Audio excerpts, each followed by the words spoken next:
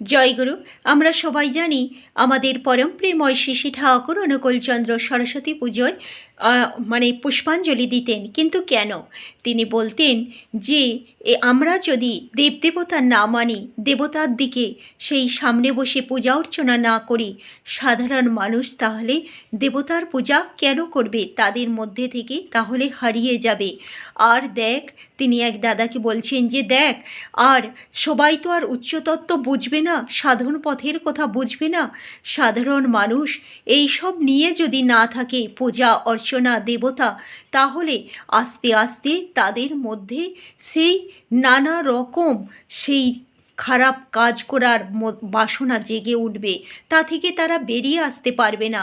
তার চেয়ে এই দেবতার পূজা অর্চনা করা তো অনেক ভালো। তাই আমাদের এইটা মানতেই হয়, করতেই হয়। আর সবার জন্য তো সব নয়।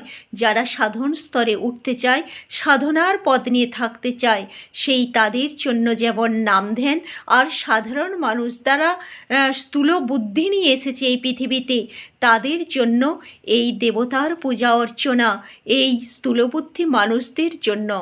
আর যারা সূক্ষ্ম বুদ্ধির মানুষ হয়, নাম ধ্যান সাধন জগৎ উচ্চ স্তরে উঠতে চায়, তাদের জন্য নাম ধ্যান সাধন জগৎ তাদের জন্য।